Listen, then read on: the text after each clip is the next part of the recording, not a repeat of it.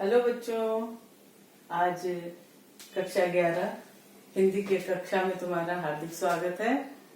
बच्चों, तुम लोग आजकल पढ़ रहे थे पाठ घर की याद, जो कि भवानी प्रसाद मिश्र द्वारा रचित है। और पूरी कविता बहुत बड़ी कविता थी और आशा है तुम लोगों को इसमें आनंद आया होगा, क्योंकि प्रसंग ही ऐसा है घर की याद। घर की याद किसे नहीं आती है। और भवानी प्रसाद मिश्र के बारे में तुम्हें पता है कि सन 1942 के भारत छोड़ो आंदोलन के दौरान उन्हें जेल जाना पड़ा था। 3 साल वो कैद में रहे और वहां पर जो है उनको घर की याद सताती है। तो ये जो कविता जिस दिन लिखी गई उस दिन बहुत तेज बारिश हो रही है। और बच्चों, बहुत तेज बारिश में घर की याद और भी अधिक आती है, क्योंकि हमें वो प्रसंग याद आने लगते हैं। घर के लोगों के साथ मिल बैठ कर एंजॉय करना, आनंद उठाना बारिश का है। कोई पकोड़े बनवाता है, कोई नाव डाल रहा है, कोई कुछ है। तो इस तरह से परिजन उन्हें और भी ज्यादा याद आ रहे हैं। तो वस्तुतः ये कविता जो है घर के मर्म का उद्घाटन है। घर से विस्थापित कवि जेल में जो है वो प्रवास के दौरान जब बारिश होती है तो घर को कितना अधिक याद कर रहा है, वो इस कविता में बताया गया है। इसके जो प्रश्नोत्तर हैं, कविता तुम लोगों को अच्छी तरह से समझ में आ गई होगी।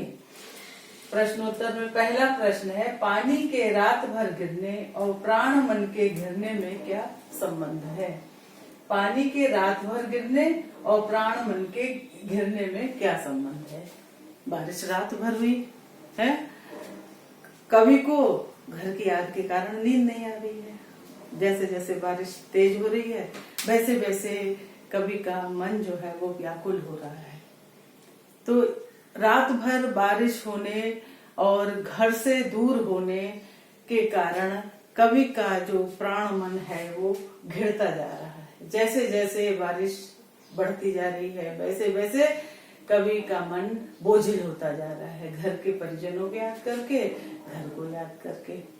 तो इसलिए पानी के रात भर गिरने और प्राण मन के घिरने में एक अटूट संबंध है। अगला देखो, मायके आई बहन के लिए कवि ने घर को परिताप का घर क्यों कहा है। परिताप माने होता है दुख। बहनें घर पे क्यों आती हैं, मायके क्यों आती हैं? हंसी खुशी के लिए। एक अपूर्व आनंद का संचार होता है जब मायके आती है लड़की, और सारे दुख भूल जाती है। सारा जो उसके ऊपर ससुराल में कोई भी कष्ट भी है उन सबको मायके की दहलीज पर आते ही भूल जाती है कि मम्मी पापा से मिलूंगी, भाई बहन से मिलूंगी, है कितना आनंद आएगा। लेकिन यहाँ पर मायके आई बहन के लिए कवि ने घर को परिताप का घर क्यों कहा। परिताप माने दुख। दुख क्यों? क्योंकि वहां पर एक भाई तो है ही नहीं। एक भाई को जेल भेज दिया गया है? वो कैदी का जीवन काट रहा है। दुख का कारण नहीं है।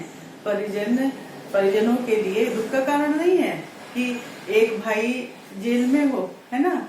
तुम बहनें आई होंगी, किस लिए? बहन आई बाप के घर, हाय रे परिताप के घर।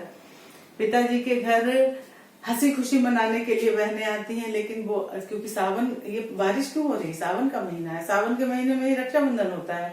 बहन का आना वैसे भी स्वाभाविक है। एक तो रक्षाबंधन और ऊपर से भाई का जेल में होना, ये बहन के लिए बहुत अधिक दुख का कारण है। इसलिए उन्होंने कहा है कि मायके आई बहन के लिए कवि ने घर को परिताप का घर कहा। जो कभी खुशी का पूर हुआ करता था, खुशी का भंडार हुआ करता था, जो घर, वो आज कवि की अनुपस्थिति में, एक भाई की अनुपस्थिति में बहन के लिए दुख का कारण बन गया है। आ रहा है समझ में बच्चों? दूसरा क्वेश्चन। अब देखो तीसरा, पिता के व्यक्तित्व की किन किन विशेषताओं को उकारा गया है। तुमने कविता में पढ़ा था कि वो दंड बैठक करते थे, मुगदर चलाते, कसरत करते, काफी बलिष्ठ, तंदुरुस्त और साहसी व्यक्तित्व था। हंसते थे तो सारे दांत दिखाई पड़ते थे। कहने का मतलब एक भी दांत टूटा नहीं था, बुढ़ापा उनको कहीं छू नहीं गया था। हैं? तो इस प्रकार के व्यक्तित्व वाले पिता हैं, एक तो साहसी, बलिष्ठ हैं, और व्यक्तित्व में हृष्ट पुष्ट, लेकिन उदार भी। उदार किस मायने में, कैसे पता चलता है? जब वो 5वें को याद करके रोए। 5वां जो कि सोने पर सुहागा था। भाई उनके बेटों में 5वां बेटा कौन था? भवानी प्रसाद जी। भवानी प्रसाद जी जो है वो उन 5 जो उनके लड़के हैं, जो 4 और स्वर्ण लड़के हैं, उनमें वो सोने पे सुहागा। कहने का मतलब कि कवि जो है वो बहुत ज्यादा याद आता है उनके पिता को, तो उदार मन रोने लगता है ना। तो एक तरफ वो बलिष्ठ, तंदुरुस्त, साहसी भी हैं, लेकिन एक और वो कोमल हृदय भी हैं, तो उनके पिताजी। इस तरह से पिता के व्यक्तित्व की विशेषताओं को बता दोगे तुम। आगे देखो, निम्नलिखित पंक्तियों में बस शब्द के प्रयोग की विशेषता बताइए। अब तुम देख रहे हो यहाँ पर बस शब्द कितनी बार प्रयोग हुआ है?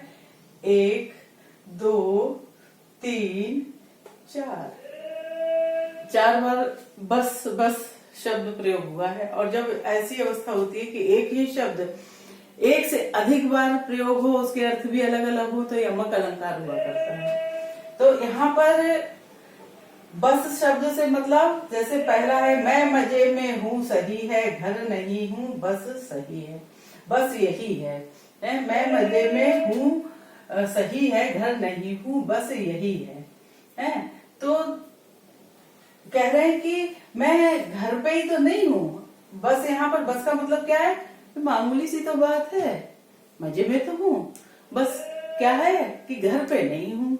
तो यहाँ पर केवल मामूली बात, केवल इतनी सी तो बात है, इस बस का मतलब हुआ।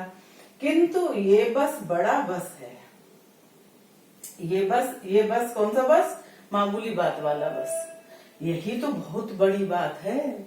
ये बस बड़ा बस है, यही तो बहुत बड़ी बात है कि मैं घर पे नहीं हूँ, यही तो बड़ी बात है। और इसी बस से सब विरस है।